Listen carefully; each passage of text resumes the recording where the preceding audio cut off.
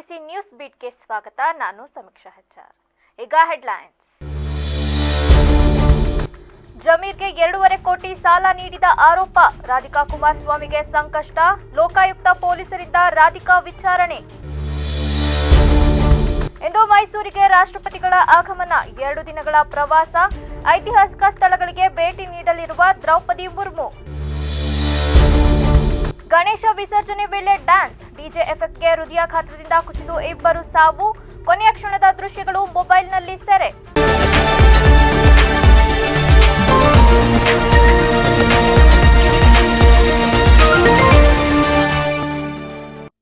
ಜಮೀರ್ ಅಹಮದ್ಗೆ 2.5 ಕೋಟಿ ಸಾಲ ಕೊಟ್ಟ ವಿಚಾರಕ್ಕೆ ಸಂಬಂಧಿಸಿದಂತೆ ನಟಿ ರಾಧಿಕಾ ಕುಮಾರಸ್ವಾಮಿ ಅವರು ಲೋಕಾಯುಕ್ತ ಪೊಲೀಸರ ವಿಚಾರಣೆ ಎದುರಿಸುತ್ತಿದ್ದಾರೆ.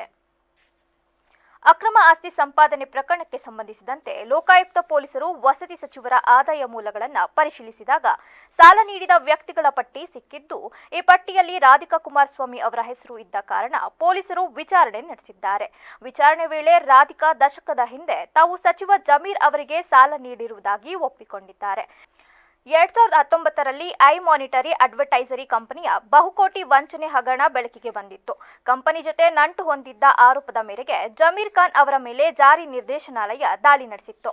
ಸಚಿವರ ವಿರುದ್ಧ ಅಕ್ರಮ ಆಸ್ತಿ ಸಂಪಾದನೆ ಬಗ್ಗೆ ಲೋಕಾಯುಕ್ತ ಪೊಲೀಸರು ತನಿಖೆ ನಡೆಸುತ್ತಿದ್ದು, ಹಲವರ ವಿಚಾರಣೆ ನಡೆಸುತ್ತಿದ್ದಾರೆ. ರಾಷ್ಟ್ರಪತಿ ದ್ರೌಪದಿ ಮುರ್ಮು ಅವರು ಇಂದು ಮತ್ತು ನಾಳೆ 2 ದಿನ ಸಾಂಸ್ಕೃತಿಕ ನಗರಿ ಮೈಸೂರಿನ ಪ್ರವಾಸದಲ್ಲಿದ್ದು, ಇವತ್ತು ಮಧ್ಯಾಹ್ನ 3 ಗಂಟೆಗೆ ರಾಷ್ಟ್ರಪತಿ ಅವರು ಮೈಸೂರಿಗೆ ಆಗಮಿಸಲಿದ್ದಾರೆ. ರಾಷ್ಟ್ರಪತಿ ದ್ರೌಪದಿ ಮುರ್ಮು ಅವರು ಮೈಸೂರಿನ ಅಖಿಲ ಭಾರತ ವಾಕ್ ಮತ್ತು ಶ್ರವಣ ಸಂಸ್ಥೆಯ ವಜ್ರ ಮಹೋತ್ಸವ ಕಾರ್ಯಕ್ರಮದಲ್ಲಿ ಭಾಗಿಯಾಗಲಿದ್ದಾರೆ. ರಾಷ್ಟ್ರಪತಿ ಆಗಮನ ಹಿನ್ನೆಲೆಯಲ್ಲಿ ಸೋಮವಾರ ಮೈಸೂರಿನ ಆಯುಷ್ನಲ್ಲಿ ಯಾವುದೇ ಚಿಕಿತ್ಸೆಗಳು ಲಭ್ಯ ಇರುವುದಿಲ್ಲ. ಜೊತೆಗೆ ಸಾರ್ವಜನಿಕರ ಪ್ರವೇಶಕ್ಕೆ ನಿರ್ಬಂಧ ಹೇರಲಾಗಿದೆ. ಅದರಂತೆ ಸಂಜೆ ವೇಳೆಗೆ ಪ್ರಸಿದ್ಧ ಚಾಮುಂಡಿ ಬೆಟ್ಟಕ್ಕೆ ದ್ರೌಪದಿ ಮುರ್ಮು ಭೇಟಿ ನೀಡಲಿದ್ದಾರೆ. ಈ ವೇಳೆ ಚಾಮುಂಡಿ ತಾಯಿಯ ದರ್ಶನ ಪಡೆಯಲಿದ್ದು, ಈ ಹಿನ್ನೆಲೆಯಲ್ಲಿ ಮಧ್ಯಾಹ್ನ 2 ಗಂಟೆಯಿಂದ ರಾತ್ರಿ 8 ಗಂಟೆ ತನಕ ಚಾಮುಂಡಿ ಬೆಟ್ಟಕ್ಕೆ ಸಾರ್ವಜನಿಕರಿಗೆ ಪ್ರವೇಶ ನಿಷೇಧ ಮಾಡಲಾಗಿದೆ. ನಾಳೆ ರಾಷ್ಟ್ರಪತಿಗಳು ಐತಿಹಾಸಿಕವಾದ ಮೈಸೂರು ಅರಮನೆಗೆ ಭೇಟಿ ನೀಡಲಿದ್ದಾರೆ. ಭದ್ರತಾ ಹಿತದೃಷ್ಟಿಯಿಂದ ಹಾಗೂ ಶಿಷ್ಟಾಚಾರ ಪಾಲನೆಗಾಗಿ ನಾಳೆ ಪ್ರವಾಸಿಗರಿಗೆ ಅರಮನೆಯ ಪ್ರವೇಶ ವೀಕ್ಷಣೆಯನ್ನ ತಾತ್ಕಾಲಿಕವಾಗಿ ನಿರ್ಬಂಧಿಸಲಾಗಿರುತ್ತದೆ. ಇಂದಿನಿಂದ ಮೈಸೂರು ಅರಮನೆ ಆವರಣದಲ್ಲಿ ನಡೆಯುವ ಧ್ವನಿ ಬೆಳಕು ಕಾರ್ಯಕ್ರಮವನ್ನ ತಾತ್ಕಾಲಿಕವಾಗಿ ಸ್ಥಗಿತ ಮಾಡಲಾಗಿರುತ್ತದೆ. ರಾಜ್ಯದೆಲ್ಲೆಡೆ ಸಂಭ್ರಮದಿಂದ ಗಣೇಶ ಮೂರ್ತಿಗಳ ವಿಸರ್ಜನೆ ಮಾಡಲಾಗುತ್ತಿದೆ. ಈ ಸಂಭ್ರಮದ ವೇಳೆ ಕೆಲ ದುರಂತಗಳು ಸಂಭವಿಸಿದೆ. ಮಂಡ್ಯ ಮತ್ತು ಚಿಕ್ಕಬಳ್ಳಾಪುರದಲ್ಲಿ ಗಣೇಶ ಮೂರ್ತಿ ವಿಸರ್ಜನೆ ಮೆರವಣಿಗೆ ವೇಳೆ ಡ್ಯಾನ್ಸ್ ಮಾಡುತ್ತಿರುವಾಗಲೇ ಹೃದಯಾಘಾತದಿಂದ 2 ವ್ಯಕ್ತಿಗಳು ಮೃತಪಟ್ಟಿದ್ದಾರೆ. ಮಂಡ್ಯ ಜಿಲ್ಲೆಯ ಕೆಆರ್ಪೇಟೆ ತಾಲೂಕಿನ ಚೊತ್ತನಪುರ ಗ್ರಾಮದಲ್ಲಿ ಗಣಪತಿ ವಿಸರ್ಜನಾ ಮೆರವಣಿಗೆ ವೇಳೆ ಹೃದಯಾಘಾತದಿಂದ ವ್ಯಕ್ತಿ ಸಾವನ್ನಪ್ಪಿರುವಂತಹ ಘಟನೆ ನಡೆದಿದೆ. ಮಂಜುನಾಥ್ ಮೃತ ವ್ಯಕ್ತಿ. ಕೆಆರ್ಪೇಟೆ ಪೊಲೀಸ್ ಠಾಣಾ ವ್ಯಾಪ್ತಿಯಲ್ಲಿ ನಿನ್ನೆ ಘಟನೆ ನಡೆದಿದೆ. ಗ್ರಾಮದಲ್ಲಿ ಗಣೇಶ ವಿಸರ್ಜನಾ ಮೆರವಣಿಗೆ ಹಮ್ಮಿಕೊಳ್ಳಲಾಗಿತ್ತು. ಈ ವೇಳೆ ಯುವಕರ ಜೊತೆ ಡಿಜೆ ಹಾಡಿಗೆ ಮಂಜುನಾಥ್ ಭರ್ಜರಿ ಹೆಜ್ಜೆ ಹಾಕುತ್ತಿದ್ರು. ಆದರೆ ಹಠಾತ್ ಹೃದಯಾಘಾತದಿಂದ ಕುಸಿದು ಬಿದ್ದು ಸ್ಥಳದಲ್ಲೇ ಮೃತಪಟ್ಟಿದ್ದಾರೆ. ಮಂಜುನಾಥ್ ಅವರ ಕೊನೆಯ ಕ್ಷಣದ ದೃಶ್ಯಗಳು ಸ್ಥಳೀಯರ ಮೊಬೈಲ್ನಲ್ಲಿ ಸೆರೆ ಆಗಿದೆ. ಇನ್ನು ಚಿಕ್ಕಬಳ್ಳಾಪುರ ಜಿಲ್ಲೆಯ ಶಿಡ್ಲಘಟ್ಟ ತಾಲೂಕಿನ ಬೋದಗೂರು ಗ್ರಾಮದಲ್ಲಿ ಕೂಡ ನಿನ್ನೆ ರಾತ್ರಿ ಘಟನೆ ನಡೆದಿದೆ. ಗಣೇಶ ವಿಸರ್ಜನೆ ವೇಳೆ ನಾಗವಲ್ಲಿ ಹಾಡಿಗೆ ಡ್ಯಾನ್ಸ್ ಮಾಡುತ್ತಿದ್ದ ವೇಳೆ ವ್ಯಕ್ತಿಗೆ ಹೃದಯಾಘಾತ ಉಂಟಾಗಿ ಮೃತಪಟ್ಟಿದ್ದಾರೆ. ಲಕ್ಷ್ಮೀಪತಿ ಮೃತ ವ್ಯಕ್ತಿ. ಗಣೇಶ ವಿಸರ್ಜನೆ ಹಿನ್ನೆಲೆ ಗ್ರಾಮಸ್ಥರು ಡ್ಯಾನ್ಸ್ ಮಾಡುತ್ತಿದ್ರು. ಲಕ್ಷ್ಮೀಪತಿ ಕೂಡ ಡ್ಯಾನ್ಸ್ ಮಾಡುತ್ತಿದ್ದು ಹಠಾತ್ ಹೃದಯಾಘಾತ ಸಂಭವಿಸಿದ್ದು ಕುಸಿದು ಬಿದ್ದು ಮೃತಪಟ್ಟಿದ್ದಾರೆ. ಧರ್ಮಸ್ಥಳ ವಿರುದ್ಧದ ಅಪಪ್ರಚಾರ ಖಂಡಿಸಿ ಬಿಜೆಪಿ ಧರ್ಮದ ರಕ್ಷಣಾ ಸಮಾವೇಶ ಹಮ್ಮಿಕೊಂಡಿದ್ದು, ಹಿಂದೂ ಧಾರ್ಮಿಕ ಕ್ಷೇತ್ರದ ಮೇಲೆ ಟಾರ್ಗೆಟ್ ಮಾಡಲಾಗುತ್ತಿದೆ ಎಂದು ದೇಗುಲ ರಕ್ಷಣೆಗೆ ಮುಂದಾಗಿದ್ದು, ಇಂದು ಧರ್ಮಸ್ಥಳದ ಪರ ಬೃಹತ್ ಯಾತ್ರೆ ನಡೆಸಿ ನೈತಿಕ ಬಲ ತುಂಬಲಿದೆ. ಧರ್ಮಸ್ಥಳ ವಿರುದ್ಧ ಷಡ್ಯಂತ್ರವಾಗಿದೆ. ಹಿಂದೂ ದೇವಸ್ಥಾನದ ಮೇಲೆ ಪಿತೂರಿ ಮಾಡಲಾಗುತ್ತಿದ್ದು, ಕ್ಷೇತ್ರದ ಬಗ್ಗೆ ಅಪಪ್ರಚಾರ ಖಂಡಿಸಿ ಧರ್ಮಸ್ಥಳದ ಪರ ನಿರಂತರ ಬೆಂಬಲವಾಗಿ ನಿಂತ ಕೇಸರಿ ಪಡೆಯು ಇಂದು ರಣಕಹಳೆ ಮೊಳಗಿಸಲಿದೆ. ಧರ್ಮಸ್ಥಳ ಅಪಪ್ರಚಾರ ಖಂಡಿಸಿ ಧರ್ಮಯುದ್ಧ ಸಾರಿದೆ.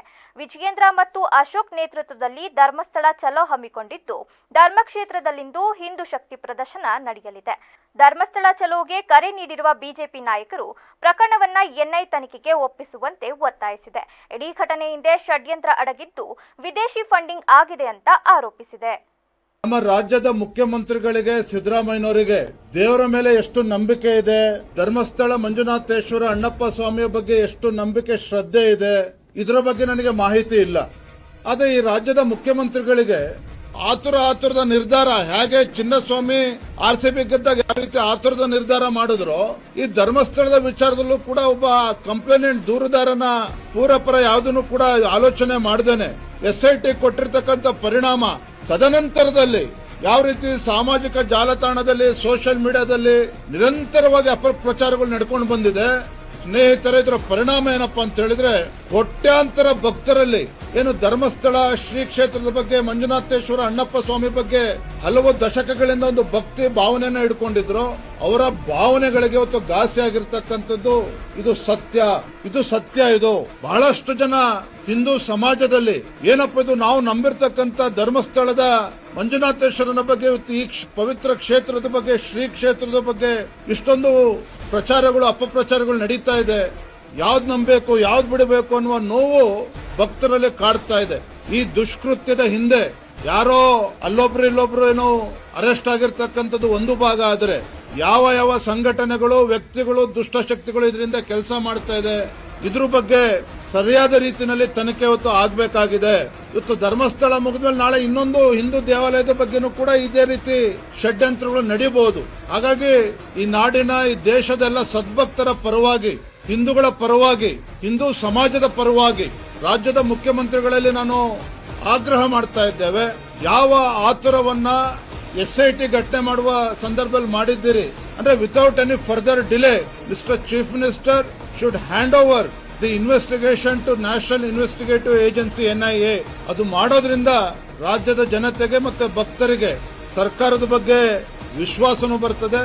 ಹಾಗಾಗಿ ಇದೇ ಒಂದು ಆಗ್ರಹವನ್ನ ಇಟ್ಕೊಂಡು ಸೆಪ್ಟೆಂಬರ್ 1ನೇ ತಾರೀಕು ಸೋಮವಾರ ಧರ್ಮಸ್ಥಳ ಚಲೋಗೆ ಇವತ್ತು ನಾವು ಕರೆಯನ್ನ ನೀಡ್ತಾ ಇದ್ದೇವೆ. ರಾಜ್ಯದ ಎಲ್ಲ ಸಮಸ್ತ ಹಿಂದೂ ಸಮಾಜಕ್ಕೆ ಈ ಮೂಲಕ ನಾನು ವಿನಂತಿಯನ್ನು ಕೂಡ ಮಾಡ್ತಾ ಇದ್ದೇನೆ. ಧರ್ಮಸ್ಥಳ ಚಲೋ ಯಾವ ಸರ್ಕಾರದ ನಡವಳಿಕೆಯಿಂದ ಹಿಂದೂ ಭಾವನೆ. ಬೇಲೂರು ತಾಲೂಕು ಅರೆಹಳ್ಳಿ ಹೋಬಳಿಯ ಲಿಂಗಾಪುರದ ಬಳಿ ಭಾನುವಾರ ಬೆಳಗ್ಗೆ ಮುಖ್ಯ ರಸ್ತೆ ಮೇಲೆ ಸಿಲ್ವರ್ ಮರ ಬಿದ್ದ ಪರಿಣಾಮ ಕೆಲಕಾಲ ಅರೆಹಳ್ಳಿ ಬಿಕ್ಕೋಡು ಮುಖ್ಯ ರಸ್ತೆಯ ಸಂಚಾರದಲ್ಲಿ ವ್ಯತ್ಯಯ ಉಂಟಾಯಿತು. ಈ ಮಾರ್ಗದಲ್ಲಿ ಸಂಚರಿಸುವ ವಾಹನ ಸವಾರರು ಪರದಾಡುವಂತಾಯಿತು. ಮರ ಬಿದ್ದ ರಭಸಕ್ಕೆ 2 ವಿದ್ಯುತ್ ಕಂಬಗಳು ಮುರಿದು ಬಿದ್ದದ್ದರಿಂದ ಲಿಂಗಾಪುರ ಗ್ರಾಮದಲ್ಲಿ ವಿದ್ಯುತ್ ಸಮಸ್ಯೆ ತಲೆದೂರಿತು. ವಿಚಾರ ತಿಳಿದು ಸ್ಥಳಕ್ಕಾಗಮಿಸಿದ ಸ್ಥಳೀಯರು ಮರ ತೆರವುಗೊಳಿಸಲು ಸಹಕಾರ ನೀಡಿದ್ರು. ಸೆಸ್ಕ್ ಸಿಬ್ಬಂದಿಗಳು ಮುರಿದು ಬಿದ್ದ ಕಂಬವನ್ನ ತೆರವುಗೊಳಿಸಿ ಬದಲಿ ಕಂಬವನ್ನ ಹಾಕಿ ಲಿಂಗಾಪುರ ಗ್ರಾಮಕ್ಕೆ ವಿದ್ಯುತ್ ಸಂಪರ್ಕ ಕಲ್ಪಿಸಲು ಶ್ರಮಿಸಿದ್ರು. ಈ ವೇಳೆ ಸೆಸ್ಕ್ ಸಿಬ್ಬಂದಿಗಳಾದ ಸುಭಾಷ್, ರಾಜೇಂದ್ರ, ಮಂಜು, ಗದ್ದಪ್ಪ, ಸುರೇಶ್ ಹಾಗೂ ಗ್ರಾಮಸ್ಥರು ಇದ್ದರು. ಗಣಪತಿ ವಿಸರ್ಜನೆ ವೇಳೆ ಕುಣಿತ ಯುವಕನೋರ್ವ 30 ನಿಮಿಷ ಬಳಿಕ ಹೃದಯಾಘಾತದಿಂದ ಮೃತಪಟ್ಟಿರುವ ಘಟನೆ ದೊಡ್ಡಮಗ್ಗೆ ಸಮೀಪದ ಆನಂದಪುರ ಗ್ರಾಮದಲ್ಲಿ ಭಾನುವಾರ ಸಂಜೆ ನಡೆದಿದೆ. ಗ್ರಾಮದ ಮಂಜುನಾಥ್ ಮೃತ ಯುವಕ.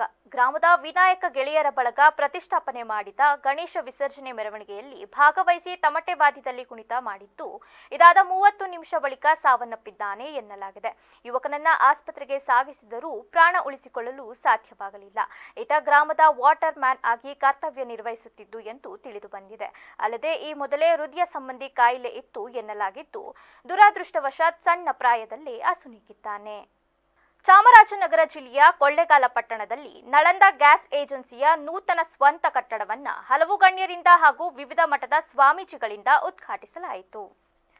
ನೂತನ ಗ್ಯಾಸ್ನ ಕಟ್ಟಡ ಉದ್ಘಾಟನೆ ಬಳಿಕ ಮಾಲೀಕರಾದ ನಂಜುಂಡಸ್ವಾಮಿ ಮಾತನಾಡಿ, ಕಳೆದ 40 ವರ್ಷಗಳ ಹಿಂದೆ ಪ್ರಾರಂಭವಾದ ನಮ್ಮ ನಳಂದ ಗ್ಯಾಸ್ ಏಜೆನ್ಸಿ 4 ತಾಲೂಕುಗಳಲ್ಲಿ ಸುಮಾರು 40,000 ಗ್ರಾಹಕರನ್ನ ಹೊಂದಿದ್ದೆವು.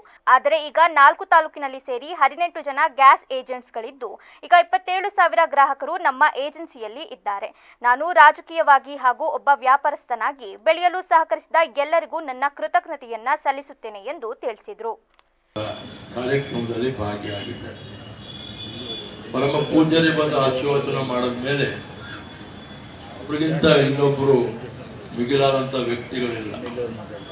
ಅವರು ಏನು ನುಡಿತಾರೋ ಆ ನುಡಿದಂತೆ ನಡೆಯುವಂಥ ಕೆಲಸ ಕಾರ್ಯಗಳು ಈ ಒಂದು ತಾಲೂಕಿಗೆ, ಜಿಲ್ಲೆಗೆ, ರಾಜಕಾರಣಿಗಳಿಗೆ ಆಗಿದೆ. ನನಗೂ ಕೂಡ ಆಶೀರ್ವಾದ ಮಾಡಿದಂಥವ್ರು ಪೂಜ್ಯ ಶ್ರೀಗಳು. ಒಂದು ಓಟಲ್ಲಿ ಸೋತಿರ್ತಕ್ಕಂಥ ಕೃಷ್ಣಮೂರ್ತಿ 1 ಲಕ್ಷಕ್ಕೂ ಹೆಚ್ಚು ಮತ ಗಳಿಸಿ ಗೆಲ್ಲಿಸಬೇಕು ಅಂತಕ್ಕಂಥದನ್ನ ಉದ್ಯೋಗ ಮೇಳ ಕಾರ್ಯಕ್ರಮದಲ್ಲಿ ಪೂಜ್ಯರು ಅವತ್ತು ಆಶೀರ್ವಾದ ಮಾಡಿ. ಉದ್ಯೋಗ ಮೇಳ ಅಂದ್ರೆ ಸಭೆನೆ.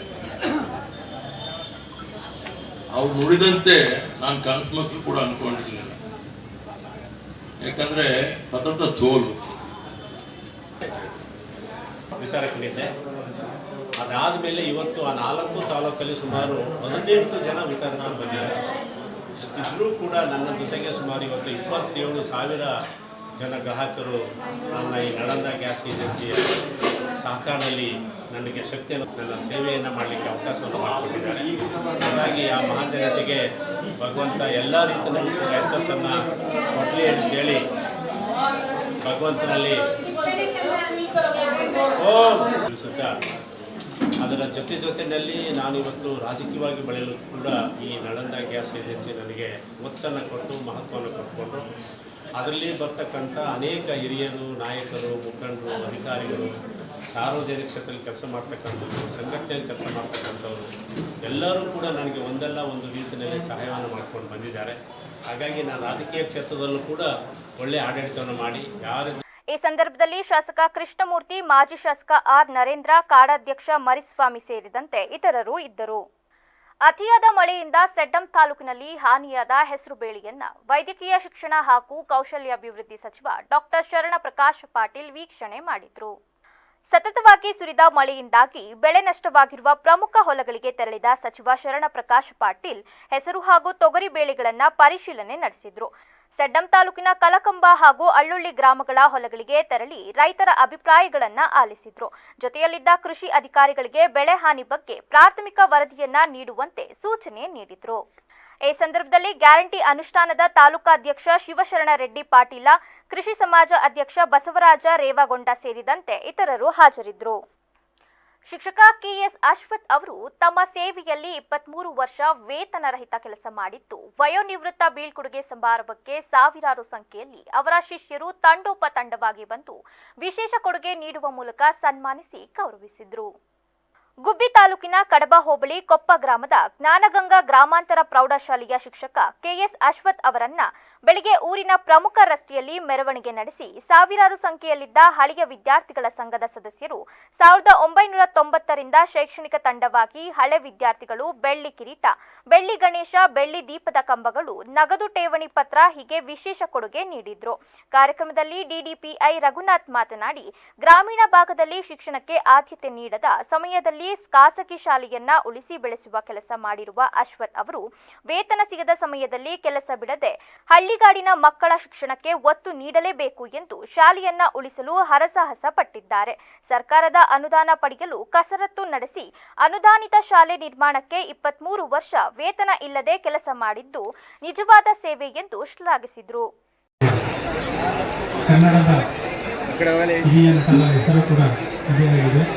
ರಾಜ್ಕುಮಾರ್ ಅವರ ತಲೆಮಾರಿನಲ್ಲಿ ರಾಜ್ಕುಮಾರ್ ಜೊತೆ ಸಹ ಕಲಾವಿದರಾಗಿ ಜನಪ್ರಿಯತೆಯನ್ನು ಹೊಂದಿರತಕ್ಕಂಥ ದೊಡ್ಡ ಅದ್ಭುತವಾದಂಥ ಅವರ ಹೆಸರನ್ನು ಒಳಗೊಂಡಿರ್ತಕ್ಕಂಥ ಕೆಎಸ್ ಅಶ್ವಥ್ ಅವರು ಈ ಜ್ಞಾನಗಂಗಾ ಗ್ರಾಮಾಂತರ ಪ್ರೌಢಶಾಲೆಯಲ್ಲಿ ಶಿಕ್ಷಕರಾಗಿ, ಮುಖ್ಯ ಶಿಕ್ಷಕರಾಗಿ 35 ವರ್ಷಗಳ ಸೇವೆಯನ್ನು ಮಾಡಿದ್ದಾರೆ. ಭಾಳ ಜನಪ್ರಿಯತೆಯ ಪ್ರೀತಿಯನ್ನು ಗಳಿಸಿದ್ದಾರೆ. ಜನಪ್ರಿಯತೆ ಅಂದರೆ ಜನಪ್ರಿಯತೆ ಬೇರೆ. ಜನಪ್ರಿಯತೆ ಅಂದರೆ ಅದು ಬೇರೆ ಬೇರೆ ಅವರನ್ನು ಕರೆಸಿ ದೊಡ್ಡ ದೊಡ್ಡ ಸಮಾವೇಶ ಮಾಡತಕ್ಕಂಥದ್ದು.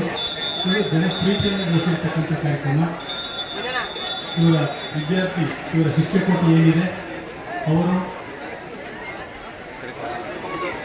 ತುಂಬ ಹೃದಯದಿಂದ ಕಾರ್ಯಕ್ರಮ ಎಂದು ಭಾವಿಸಿ ಈ ಕಾರ್ಯಕ್ರಮವನ್ನು ಬಹಳ ಅಚ್ಚುಕಟ್ಟಾಗಿ ಸಂಘಟಿಸಿ ಅವರಿಗೆ ಗೌರವವನ್ನು ಸಮರ್ಪಿಸ್ತಾ ಇದ್ದಾರೆ. ನಾನು ಈ ಗ್ರಾಮಕ್ಕೆ ಎಂಟ್ರಿಯಾದಾಗಿಂದಲೂ ನೋಡ್ತಾ ಇದ್ದೆ. ಅವರ ಬ್ಯಾನರು, ಫ್ಲೆಕ್ಸ್ ಬೋರ್ಡ್ಗಳು ಎಲ್ಲ ಕಡೆಯೂ ಹಾಕಿ. ಶಿಕ್ಷಣ ಇಲಾಖೆ ನಿವೃತ್ತ ಜಂಟಿ ನಿರ್ದೇಶಕ ಈಶ್ವರಪ್ಪ ಮಾತನಾಡಿ, ಶಾಲೆಯನ್ನ ಉಳಿಸಲು ಶಿಕ್ಷಕರೇ ಕಷ್ಟಪಟ್ಟು ಕೆಲಸ ಮಾಡಿದ ಅಶ್ವಥ್ ಶಿಕ್ಷಕನಾಗಿ ಅಲ್ಲದೆ ಸಮಾಜ ಸೇವಕನಾಗಿ ಬಡ ಮಕ್ಕಳ ಮಾರ್ಗದರ್ಶಕರಾಗಿ ಕೆಲಸ ಮಾಡಿದ್ದಾರೆ.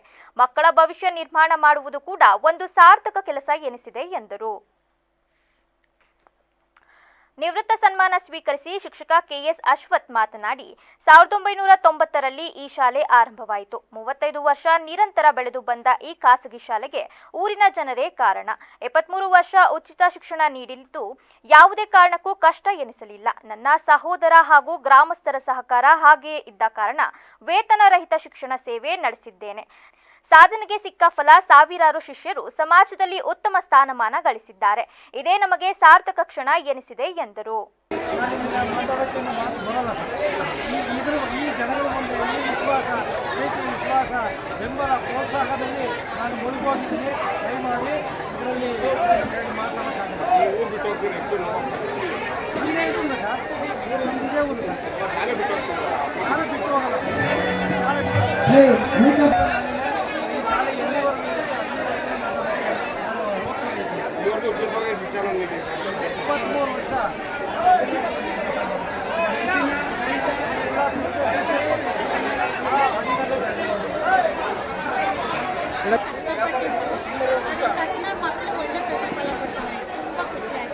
ಏನು ಅನ್ಸುತ್ತೆ ಇವೆಲ್ಲ ನೋಡಿ? ಒಂದು 35 ವರ್ಷದ್ದು ಒಂದು ಹಿಂದಕ್ಕೆ ಹೋಗೋಕ್ಕೆ 23 ವರ್ಷ ಫ್ರೀ ಮಾಡಿದ್ದು ಮಕ್ಕಳು ಎಲ್ಲರೂ ಸೇರಿ ಕೊಡುಗೆ ತುಂಬ ಖುಷಿ ಒಬ್ಬ ರಾಜಕಾರಣಿಗೆ ಇಷ್ಟೊಂದು ಸನ್ಮಾನ ನಡೆಯಲ್ಲ, ಒಬ್ಬ ಸ್ವಾಮಿಗೆ ಕೂಡ ಸನ್ಮಾನ ನಡೆಯಲ್ಲ, ಇಷ್ಟೊಂದು ಸನ್ಮಾನ ನಡೀತಾ ಇದೆ. ಕೇವಲ ಒಂದು ವಾರದಲ್ಲಿ